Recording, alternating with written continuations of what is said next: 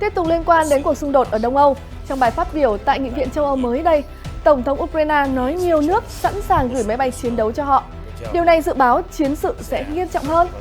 Trong khi đó, Ủy ban Olympic Quốc tế hay còn gọi tắt là IOC phản đối đe dọa tẩy chay của Ukraine, nói rằng nước này có những đòi hỏi quá đáng. Ở phía bên kia, Nga đưa ra đánh giá về triển vọng đạt được hòa bình với Ukraine. Một nghị sĩ Nga có đường lối cứng rắn kêu gọi nước này cần chiến thắng, dù có phải sử dụng vũ khí hủy diệt hàng loạt. Tại châu Á, Nhật Bản, Philippines thắt chặt quan hệ trong bối cảnh cùng lo ngại về Trung Quốc. Một chính trị gia có tiếng nói trong chính trường Nhật là thống đốc Okinawa mới đây bất ngờ lên tiếng chỉ trích chính phủ khi tăng cường khả năng răn đe bằng cách triển khai thêm hàng loạt thiết bị quân sự mới. Những thông tin nổi cộng khác trên toàn cầu. Triều Tiên công bố hình ảnh 11 tên lửa quái vật Hwasong-17. Trung Quốc hoan nghênh nếu Bộ trưởng Thương mại Mỹ tới thăm. Trung Quốc sẵn sàng làm việc với Úc để khôi phục quan hệ thương mại. Trung Quốc đánh giá cao mối quan hệ với UAE. Thành phố Bắc Kinh sắp tổ chức Hội nghị giáo dục kỹ thuật số toàn cầu. Phần Lan muốn đẩy mạnh hợp tác công nghệ với Hàn Quốc. Tất cả sẽ có trong chương trình Thời sự quốc tế ngay sau đây.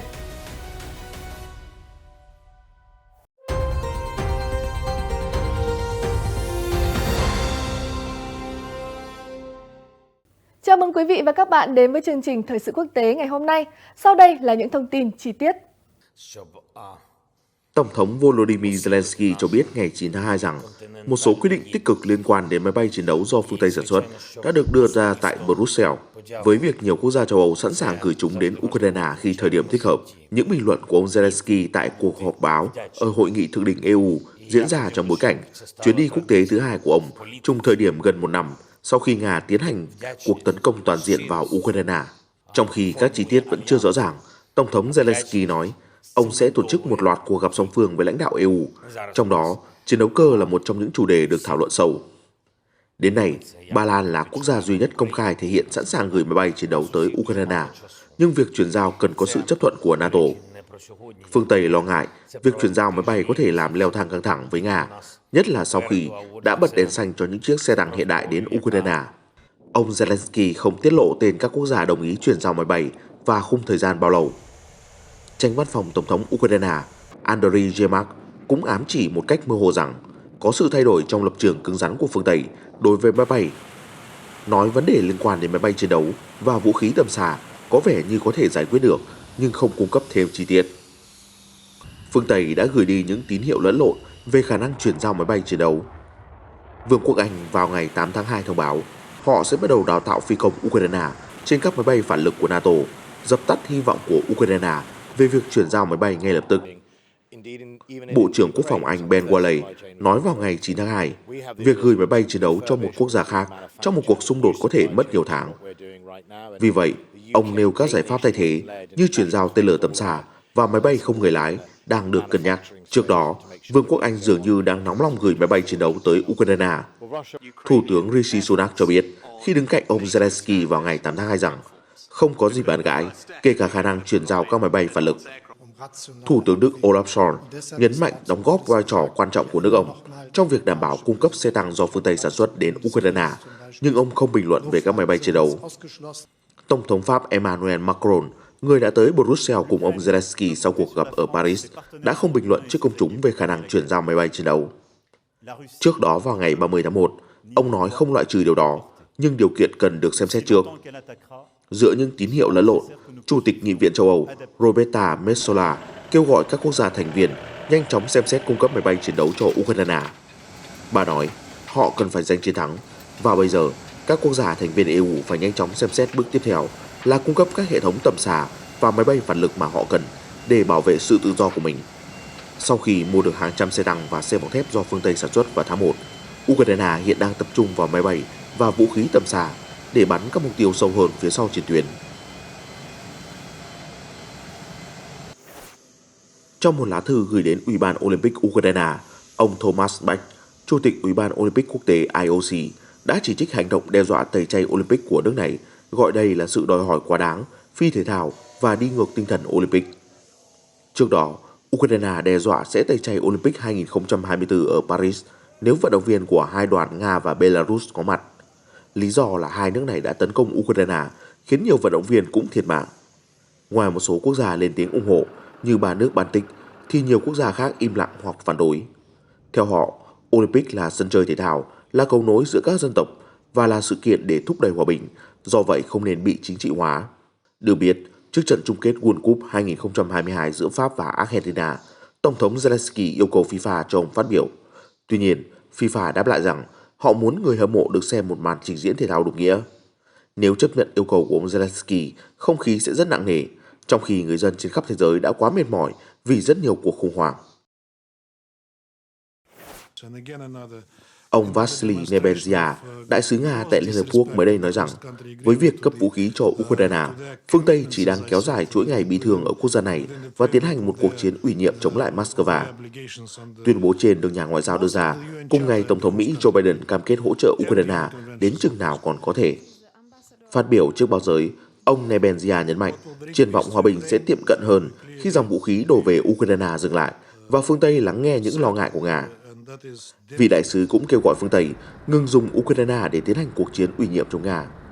Khi được hỏi liệu các bên có đạt được giải pháp hòa bình vào năm 2023 hay không, ông Nebenzia nói, tất cả chúng tôi đều hy vọng hòa bình. Nga đã phát động chiến dịch quân sự ở Ukraine gần một năm trước với lý do bảo vệ người dân Donbass và chống lại việc Ukraine không tuân thủ Hiệp định Hòa bình Minsk 2014 đến 2015. Kể từ đó, nhiều nước phương Tây và thành viên NATO đã cấp cho Ukraine vũ khí hạng nặng, bao gồm hệ thống chống thiết giáp, bệ phóng tên lửa, lựu pháo và máy bay không người lái. Tháng trước, Mỹ, Anh và Đức đã lần đầu tiên cam kết cung cấp xe tăng cho Ukraine. Trong bài phát biểu thường niên trước Quốc hội hôm 7 tháng 2, Tổng thống Biden đã mô tả hoạt động quân sự của Nga ở Ukraine là phép thử muôn đời và là mối đe dọa đối với an ninh và thịnh vượng toàn cầu. Ông cũng đưa ra cam kết Washington sẽ viện trợ cho Kyiv đến chừng nào còn có thể. Trong khi đó, Nga khẳng định vũ khí của nước ngoài sẽ chỉ khiến xung đột leo thang hơn. Các quan chức Ukraine nhấn mạnh rằng hòa bình chỉ có thể đạt được nếu Nga đồng ý rút quân toàn bộ ra khỏi lãnh thổ Ukraine, bao gồm bán đảo Crimea. Moscow đã bác bỏ yêu cầu đó. Cựu chỉ huy lục quân Nga Andrei Gurulyov, hiện là nghị sĩ Hạ viện, vừa phát biểu trên đài nhà nước Nga rằng chúng ta phải chiến thắng và ám chỉ khả năng dùng vũ khí hạt nhân khi cần bảo vệ đất nước. Newsweek đưa tin trong chương trình Evening phát sóng ngày 6 tháng 2 trên đài Rossiya One của Nga, cựu chỉ huy quân đội kiêm nghị sĩ Gurulyov cho rằng chúng ta sẽ không nên lo ngại về những thứ không đáng. Chúng ta cần thắng lợi, vậy thôi, chúng ta sẽ giành chiến thắng với các phương tiện mà ta có. Tôi muốn nhắc nhở mọi người rằng, vũ khí hạt nhân không chỉ là một quả bom, nó là di sản của toàn thể người Nga. Ông nói thêm, chúng ta có quyền sử dụng nó để bảo vệ đất mẹ. Nghị sĩ Nga kêu gọi thay đổi học thuyết hạt nhân vì nó chỉ là một mảnh giấy. Điều đó đáng cân nhắc, ông khẳng định. Học thuyết hạt nhân Nga quy định chỉ dùng vũ khí hạt nhân nếu sự tồn vong của đất nước bị đe dọa.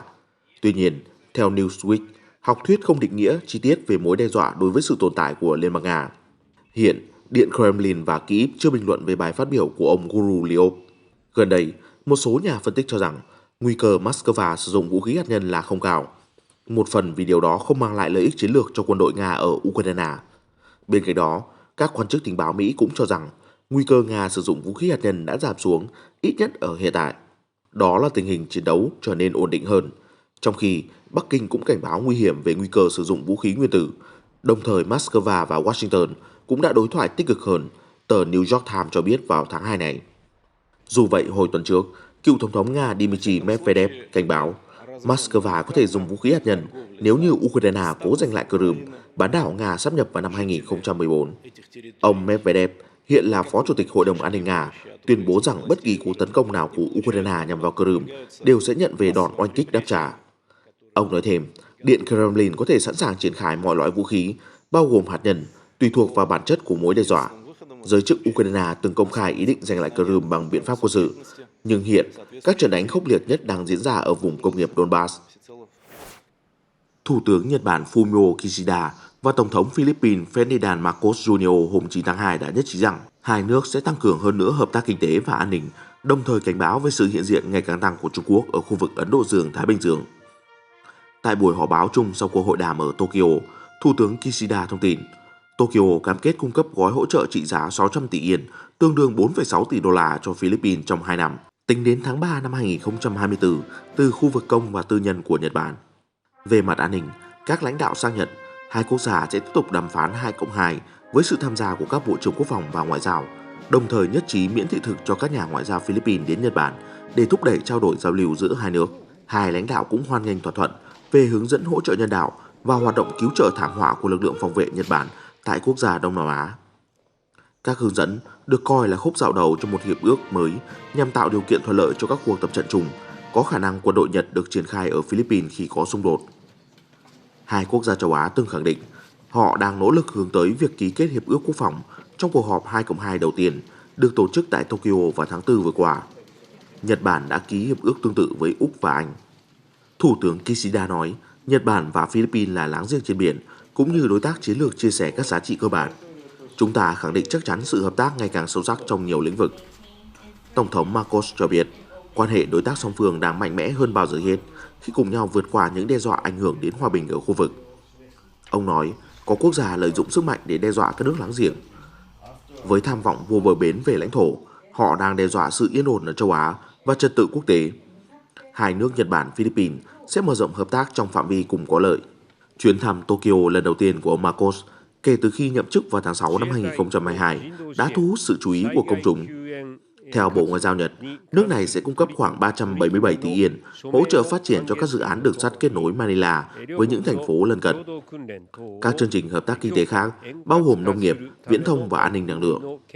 Theo giới chuyên gia, chuyến đi kéo dài 5 ngày của lãnh đạo Philippines cũng rất quan trọng về mặt chính trị khi Tokyo và Washington đang tìm cách tăng cường quan hệ với Manila do ảnh hưởng kinh tế và quân sự ngày càng tăng của Trung Quốc trong khu vực. Trong một tuyên bố chung được đưa ra sau cuộc gặp, Thủ tướng Kishida và Tổng thống Marcos bày tỏ quan ngại nghiêm trọng về tình hình ở Biển Hoa Đông và Biển Đông. Đây như một lời chỉ trích ngầm với Trung Quốc. Thủ tướng Kishida và Tổng thống Marcos phản đối mạnh mẽ các hành động vũ lực hoặc ép buộc đơn phương mà không tuân theo bất kỳ chuẩn mực quốc tế nào. Tuần trước, Tổng thống Marcos và Bộ trưởng Quốc phòng Hoa Kỳ Lloyd Austin đã đồng ý cho phép quân đội Mỹ tiếp cận thêm 4 căn cứ ở quốc gia Đông Nam Á, trong nỗ lực kiểm soát các hành động ngày càng quyết đoán của Trung Quốc tại vùng lãnh thổ tranh chấp ở Biển Đông. Trong cuộc hội đàm tại Tokyo, Tổng thống Marcos đã mời Thủ tướng Kishida đến thăm Philippines vào thời điểm thuận tiện trong năm 2023.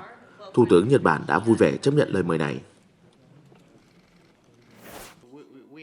Thống đốc quần đảo Okinawa, ông Rini Tamaki mới đây đã lên tiếng phản đối các động thái của chính phủ Nhật Bản nhằm sở hữu khả năng phản công, khả năng đánh sập các bãi phóng tên lửa và căn cứ của quốc gia đối thủ. Ông đưa ra phát biểu trên trong một hội nghị chuyên đề được tổ chức tại Tokyo vào ngày 8 tháng 2. Chính phủ Nhật Bản mới đây đã chia sẻ về nhu cầu củng cố khả năng phản công trong 3 tài liệu, bao gồm cả chiến lược an ninh quốc gia, đã được nội các phê duyệt vào tháng 12 năm 2022 và tìm cách củng cố hệ thống phòng thủ ở khu vực quần đảo phía Tây Nam. Trong hội nghị chuyên đề kỷ niệm 50 năm Okinawa được trả lại cho Nhật Bản, Thống đốc Tamaki bày tỏ lo ngại và nói rằng việc tăng cường khả năng răn đe sẽ làm thêm căng thẳng trong khu vực và có thể nảy sinh tình huống không lường trước được. Nếu thiết bị có khả năng tấn công các căn cứ của đối thủ được đặt ở khu vực phía Tây Nam của Nhật Bản, tôi chắc chắn sẽ phản đối và chỉ ra rằng điều này đi ngược lại mục đích của hiến pháp. Ông Tamaki nhấn mạnh tầm quan trọng của việc giảm bớt căng thẳng và củng cố lòng tin thông qua ngoại giao. Ông đã giới thiệu kế hoạch của chính quyền tỉnh Okinawa về việc thành lập một văn phòng ngoại giao khu vực năm 2023 nhằm tăng cường tương tác với các quốc gia láng giềng. Ông nói, tôi muốn cải thiện môi trường an ninh trong khu vực, hình thành mối quan hệ hữu hảo, giúp thu nhỏ quy mô các căn cứ quân sự của Hoa Kỳ ở Okinawa, đồng thời tạo ra một môi trường tích cực cho sự phát triển của Okinawa. Theo Reuters, Triều Tiên, quốc gia sở hữu vũ khí hạt nhân, mới đây vừa phô diễn năng lực sản xuất tên lửa trong cuộc duyệt binh vào đêm 8 tháng 2. Hình ảnh được nhà nước Triều Tiên phát sóng hôm 9 tháng 2 cho thấy các tên lửa đạn đạo liên lục địa đã được giới thiệu với số lượng nhiều kỷ lục trong cuộc duyệt binh vừa qua, có khả năng trong số đó bao gồm loại sử dụng nhiên liệu rắn. Triều Tiên đã tổ chức duyệt binh hoành tráng ở thủ đô Bình Nhưỡng hôm 8 tháng 2 để kỷ niệm 75 năm ngày thành lập lực lượng vũ trang. Nhà lãnh đạo Kim Jong-un đã tham dự sự kiện cùng với con gái. Thông tấn xã Trung ương Triều Tiên KCNA cho rằng các tên lửa đạn đạo liên lục địa thể hiện mạnh mẽ nhất về năng lực tấn công hạt nhân của Bình Nhưỡng. KCNA nói thêm, cuộc duyệt binh vừa qua cũng có sự tham gia của một số đơn vị hạt nhân chiến thuật. Theo Reuters, Đài nhà nước Triều Tiên đã công bố các bức ảnh chụp khoảng 11 tên lửa Hwasong-17, tên lửa đạn đạo liên lục địa lớn nhất của nước này, được cho là có phạm vi tấn công hầu hết mọi nơi trên trái đất khi gắn đầu đạn hạt nhân. Theo nhóm nghiên cứu 38N thuộc Trung tâm Timson Mỹ, đường kính của Hwasong-17 được tính là từ 2,4 đến 2,5 mét và tổng khối lượng khi mang đổ nhiên liệu có khả năng nằm trong khoảng từ 80 đến 110 tấn. Kích thước và sức mạnh của Hwasong-17 khiến nó được gọi là tên lửa quái vật. Trung Quốc hoan nghênh việc Bộ trưởng Tài chính Hoa Kỳ Janet Yellen sẵn sàng thăm nước này, cũng như luôn sẵn sàng đón tiếp. Phát ngôn của Bộ Thương mại Trung Quốc cho biết như vậy vào hôm thứ Năm ngày 9 tháng 2. Phát ngôn viên Su Zhiting đưa ra nhận xét trên tại một cuộc họp báo khi bình luận về thông tin bà Yellen gần đây cho biết bà hy vọng sẽ đến thăm Trung Quốc trong tương lai gần. Bà Su nói thêm, điều rất quan trọng là hai bên phải duy trì liên lạc bình thường, đồng thời lưu ý rằng Phó Thủ tướng Trung Quốc Lưu Hạc đã có cuộc hội đàm mang tính xây dựng với bà Yellen ở Thụy Sĩ vào tháng trước. Trả lời câu hỏi về động thái ngừng cấp giấy phép xuất khẩu cho Huawei của chính quyền ông Biden, bà Su nói Trung Quốc luôn phản đối việc Hoa Kỳ quan trọng hóa khái niệm an ninh quốc gia để áp đặt các biện pháp trừng phạt vô lý và đàn áp công ty Trung Quốc.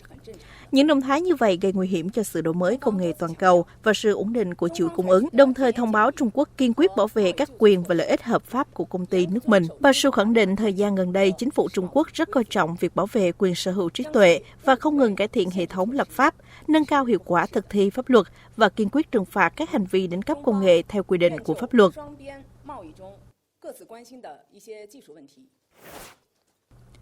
Cũng trong buổi họp báo mới đây, phát ngôn viên Bộ Thương mại Trung Quốc nói rằng nước này sẵn sàng hợp tác với Úc để tạo ra một môi trường thuận lợi cho thương mại và đầu tư song phương, cũng như thúc đẩy niềm tin của các doanh nghiệp hai nước. Bà Su Zhiting, phát ngôn viên của Bộ Thương mại, cho biết trong một cuộc họp báo rằng hợp tác kinh tế và thương mại cùng có lợi giữa Trung Quốc và Úc là phù hợp với lợi ích chung của nhân dân hai nước. Trung Quốc sẵn sàng trao đổi ý kiến về một số vấn đề trục trặc mà hai bên quan tâm để tìm giải pháp có lợi cho cả hai. Trung Quốc hy vọng Úc có thể cung cấp một môi trường kinh doanh công bằng, cởi mở và không phân biệt đối xử với các doanh nghiệp Trung Quốc đến đầu tư. Khi bình luận về cuộc gặp trực tuyến giữa Bộ trưởng Thương mại Trung Quốc Wang Wentao và Bộ trưởng Thương mại Úc Don Farrell, bà Su nói cuộc gặp là một bước quan trọng để hai bên đưa quan hệ kinh tế và thương mại song phương trở lại đúng hướng. Bà thông báo Bộ trưởng Thương mại Úc đã chấp nhận lời mời đến thăm Trung Quốc và hai nước sẽ duy trì liên lạc cấp cao.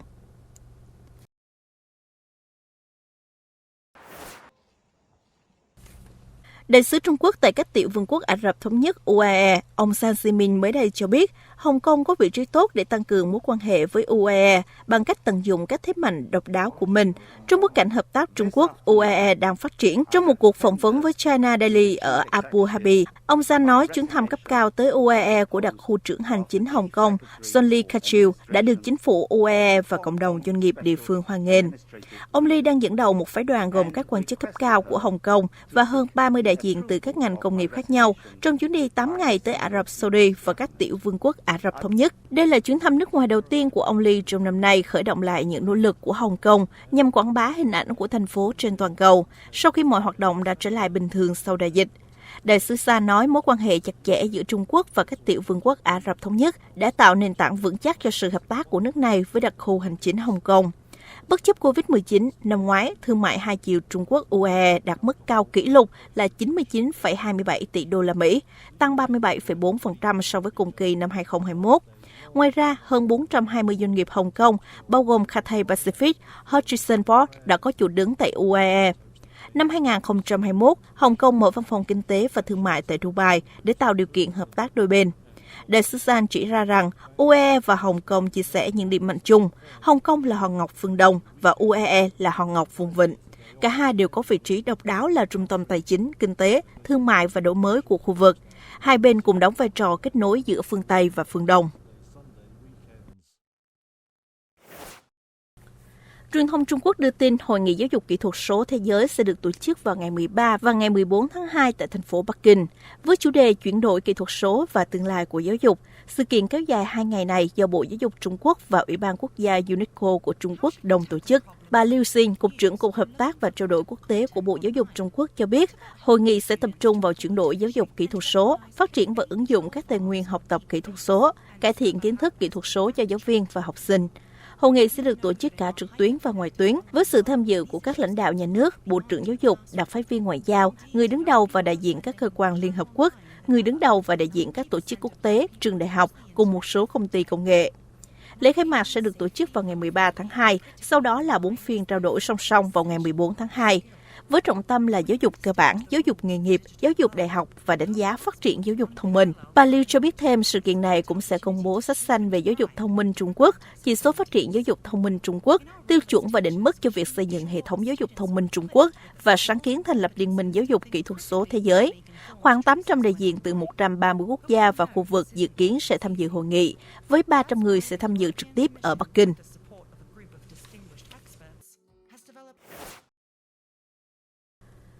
Bộ trưởng Giao thông và Truyền thông Phần Lan đã đến thăm Seoul để mở rộng trao đổi công nghệ với Hàn Quốc trong các lĩnh vực 6G, điện toán lượng tử và không gian. Đại sứ quán Phần Lan tại Seoul mới đây cho biết. Bộ trưởng Timo Harakka đề cập đến hợp tác trước đây giữa hai nước về phát triển mạng 5G. Tại hội nghị bàn tròn với chủ đề xây dựng năng lực kỹ thuật số, ông nói Phần Lan đang thực hiện các bước hướng tới mạng 6G. Bộ trưởng Timo cũng tham gia thảo luận với 15 đại diện từ các công ty công nghệ thông tin và truyền thông hàng đầu của Hàn Quốc. Ông còn có các hoạt động xúc tiến thương mại, du lịch, đầu tư và tổ chức sự kiện. Ông Lee Yong-ho, Bộ trưởng Khoa học và Công nghệ Hàn Quốc, cũng có nhiều bài phát biểu tại một số sự kiện quan trọng bên cạnh ông Timo. Bà Kim Yoon-sim, cố vấn cao cấp của Hiệp hội Kinh doanh Hàn Quốc cho biết, bà hy vọng những hội nghị bàn tròn này sẽ tăng cường năng lực kỹ thuật số của Hàn Quốc, cho phép tạo ra các mối quan hệ đối tác mới và mở rộng các quan hệ hợp tác cũ. Chương trình Thời sự quốc tế hôm nay đến đây là kết thúc. Cảm ơn quý vị và các bạn đã quan tâm theo dõi. Tạm biệt và hẹn gặp lại trong những chương trình sau.